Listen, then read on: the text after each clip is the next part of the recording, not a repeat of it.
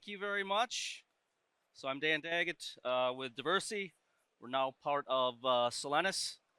So let's start with a thank you to Impacts for, first of all, hosting a sustainability school. Obviously, a topic that's near and dear to me. I'm leading sustainability for Diversity, now a Solenis company. Been with the company for 23 years. Most of that time in sustainability, we've been publishing a sustainability report going back to 2004. So we've been doing this a very long time, and it's great to see that there's a actual sustainability school here. It's awesome. Thank you very much for the opportunity. So sustainability, it's a really, really big topic. There are a lot of massive global challenges around water and hygiene and food, and certainly plastic waste. But the one that we really want to focus on today is climate. And we know a lot about climate change. I think the world has really come to a very, very sharp conclusion that this is a significant threat. It is caused by humankind. And we hear about temperatures, we hear about CO2 levels, but you also have to understand all of the ancillary impacts of climate change. So for instance, our oceans have acidified significantly, up 30%. The reason for that is carbon dioxide in the atmosphere reacts in the water, becomes carbonic acid. So the oceans are getting more acidic. And that's not very good for coral. And so we've also heard about coral going away and bleaching. So it's not just the temperature of the planet, it's everything that goes along with that that is a massive threat. And it's why the world has become experts on carbon accounting. So we've developed protocols to measure carbon and to be able to assign carbon footprint to organizations appropriately, transparently, and so there's not double counting. So the protocol for carbon accounting falls into 3 scopes. It's very, very easy. Whenever an organization burns a fuel, that's a scope 1 greenhouse gas emission. Very simple. Whenever an organization uses electricity, that's a scope 2. There are some other scope 2s, but that's the bulk of it for most organizations is from electricity. So again, if you have a vehicle that's driving down the road, if it's a gasoline-powered vehicle, you're releasing scope 1 emissions out of the tailpipe directly from burning that fuel. Greenhouse gas emissions go into the atmosphere. If you have an electric car, you're emitting scope 2 because you have to charge your vehicle, and you didn't make that electricity, but somebody did. And so there is a scope 2 emission with it. So those are 1 and 2. Pretty simple. Scope 3 is everything else. So again, we're trying to figure out carbon accounting for an organization. And it's not just when that company turns the lights on and turns the heater on in the winter. It's all the other things that are part of that organization that's part of their overall carbon footprint for that entity. Scope 3 is everything else. So upstream, it's the materials that come in, it's inbound logistics. Then there's the manufacturing part, that's mostly scope 1 and 2. And then downstream, it's important in our industry for things like product use. So that's category 11. So when a cleaning product gets used, and disposal, also very important. So these are examples of scope 3. So scope 1, 2, and 3 are really for carbon accounting for an organization, but the principles can also be applied to cleaning products. And that's what this talk is about, is to try to take those principles and apply them to a cleaning product to understand how we are doing this carbon accounting, to measure this, have very transparent data, share that data with all stakeholders, and ultimately reduce the carbon footprint. So that's where we are going. Again, just briefly, scope 1, you burn a fuel. No matter where you are in the world, whenever you burn diesel, it has the same carbon footprint. So again, if you have a car that's running on diesel, that's your carbon footprint whenever you use diesel. Very, very straightforward. And organizations understand scope 1 and 2 because they pay the bills. They can look at the utility bills and they know how much natural gas they bought. Same thing for electricity. So again, this is scope 2. Now this is not the same everywhere in the world. It depends on where that electricity is made. So here in the Netherlands, the electrons are pretty green, okay, better than the US where I'm from. But it depends on how that electricity is made. So in parts of the world where we're using wind and water, hydro, rivers. Very, very clean electricity. Where we're burning coal to make electrons, it's pretty bad. So we have to map all of this to the part of the world where the electricity is being used to understand that carbon footprint. Now, in the chemical industry, most of the total carbon footprint of the chemical industry is not burning fuel, scope 1. It's not using electricity, scope 2. It's everything else. It's all of those categories that I listed out. All of the materials that we buy, the inbound logistics, capital goods, downstream into logistics, warehouse, product use is a really big one, and product disposal. So most of the opportunity to reduce the carbon footprint of this is in scope 3. So that's a big challenge for us, but it's also a huge opportunity for us to, again, get the data for this, make it transparent, and then figure out how we're going to go to zero. So if we think about that scope 1, 2, 3 for this particular product, our scope 1 and 2, again, is to make this, it's the fuel we burn, the electricity that we use. And scope 3 is everything else associated with it. So because of this massive challenge around climate change and greenhouse gas emissions, organizations are signing on to what's called a science-based target.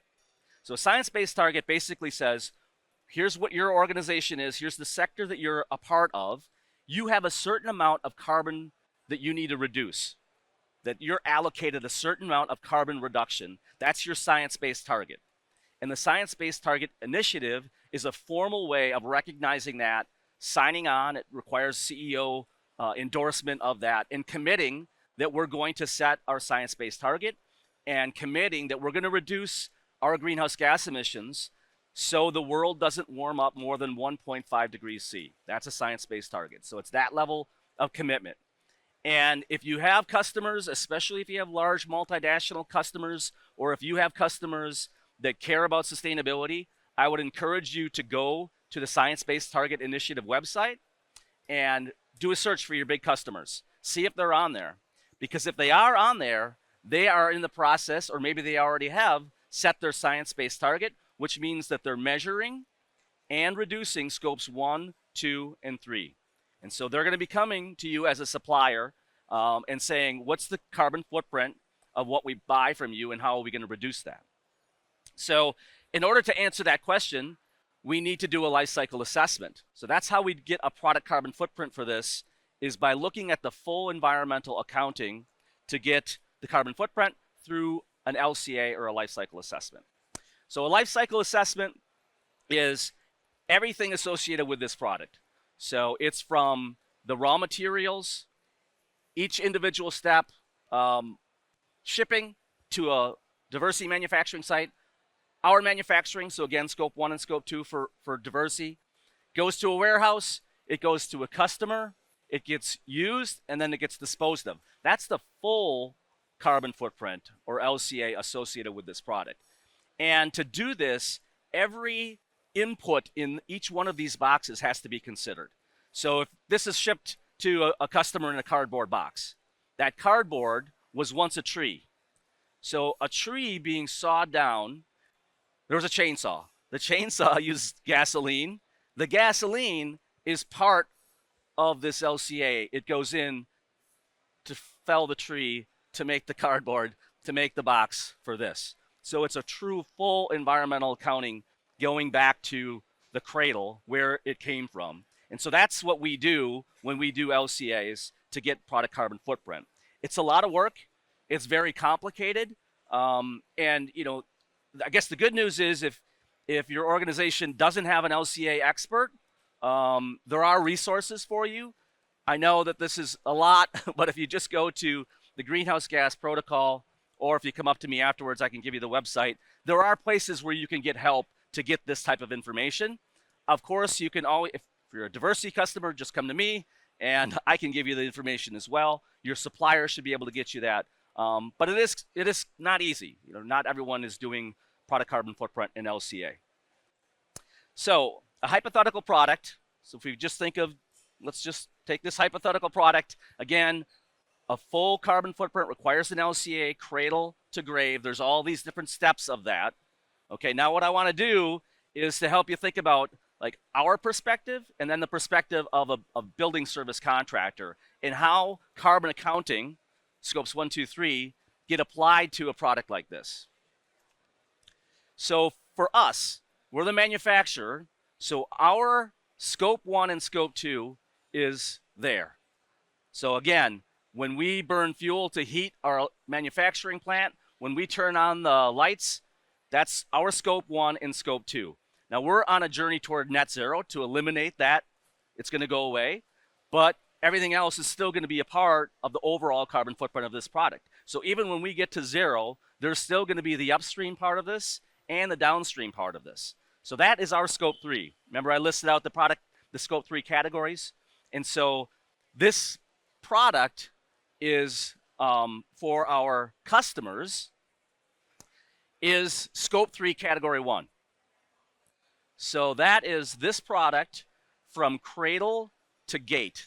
That is the scope 3 category 1. So as our customers are saying, I'm setting a science-based target. I looked at my fuel bills, I looked at my electric bill, I have 1 and 2. Now I have to do 3. I bought a bunch of this stuff last year. What's my scope 3 category 1? So that's the explicit question that we're being asked very, very frequently now. What's my scope 3 category 1? Because that's something that they have to know. They have to know what it is, and then they have to set about how do I reduce that as part of their science-based target initiative. And again, if you have customers, it's a good idea to go to SBTI and see if they're on there because they're going to be asking that question, and you need to be ready for it. It's a big challenge. It's complicated. It's not easy to do, but it's a great opportunity to give that data to your customers and engage with your customers, collaborate with them, because we need to not only measure it, but we also need to reduce it over time. Okay, so that's kind of where we are in terms of carbon accounting, how a product carbon footprint fits in with scopes 1, 2, and 3, why we're seeing all this interest, and a little bit about the complexity of LCA. Unfortunately, the complexity gets a little bit worse for us. So I want to just give you an example for why we have to double all of that work that we just did to know the carbon footprint of this. And that is because if we give a customer data on product carbon footprint, and we have a concentrated product versus a ready-to-use product, that they would look at that and say, oh, I want to buy the one that has the low carbon footprint. I mean, that's the one that looks better to me versus a concentrated product. But we all know that if you buy the ready-to-use, you're going to buy 200 cases for every 1 case of the concentrate. And so we have to double that amount of work to be able to show them on a per square meter basis, it's actually much worse to have a ready-to-use. So we have to do a LCA twice. We do it on a per case of product purchased. So every time a case gets purchased, we give the carbon footprint of that case of products, but ready-to-use looks great. So then we have to repeat it, looking at it per square meter, and then show, okay, if you're going to do this for product selection and you're trying to figure out which is better, A or B, this is how we have to give that data. And the reason for that, as you know, in concentrated products, that in a ready-to-use, you see that's the chemical. Water is basically free in the world of carbon accounting. So a ready-to-use product, it's a lot of water. So mostly water. So versus a concentrate, which is going to have a lot of surfactant and solvent and actives in it, right? So that's why these things look the way they do. Okay, so we provide this data not only per SKU or per case of product, per meter squared, but then we also have to give them that information. If you remember the BSC perspective of when it's scope 1 and 1, 2, or 3, so that's scope 3 category 1, that's cradle to gate. So we have to do it cradle to grave, cradle to gate per square meter, and we also provide that. So it's a lot of work that goes into that. And for Diversey, we have tens of thousands of products. So you can imagine the amount of work that has to go into it. It's significant. So we do this, we provide that data, again, on a per SKU basis here. We can show them, our customers, how to take a transition towards a decarbonization and a low carbon economy. How do we move to a better portfolio of products? We can look at the cleaning process. So this is looking at, auto scrubber with chemical versus auto scrubber that uses a pad that doesn't require chemical. So we can look at that sort of impact and provide that data. And again, customers that have set a science-based target, they're on this journey. They are looking for this information to help them. Okay, getting towards the end here, general conclusions. The average carbon footprint, if someone said, what's the carbon footprint of your product? I would say it's ballpark, it's about 1 kilogram per liter, ballpark. We know that, ready to use, talked about that and how to do that. So some general conclusions. We know some chemicals that are worse, some are better, but that's how that kind of falls out. So, all right, this is important. So first question that we get asked from customers, what's the carbon footprint of what we buy? We give them that information. Second question, how do I reduce that? So sometimes we have chemicals that have ingredients with lower carbon footprint. So moving from petroleum-based to bio-based, it's going to be better. Generally speaking, that's an improvement. Concentrates, I showed you the data there. Moving to concentrates.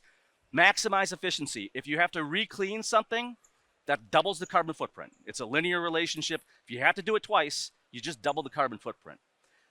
We are lowering packaging footprint, using multi-use products to reduce logistics, making sure we're as efficient as possible. Dilution control helps a lot. Lowering the temperature of cleaning. So all building care products should be designed to be used with ambient cleaning and not have to use hot water. All of those things go into it. And then from a corporate perspective, we need to have these goals that drive our organization in this direction. So we built this into our corporate strategy and how we're going to continue to innovate and use lower carbon solutions as a way to innovate and partner with our customers. That's it. Thank you.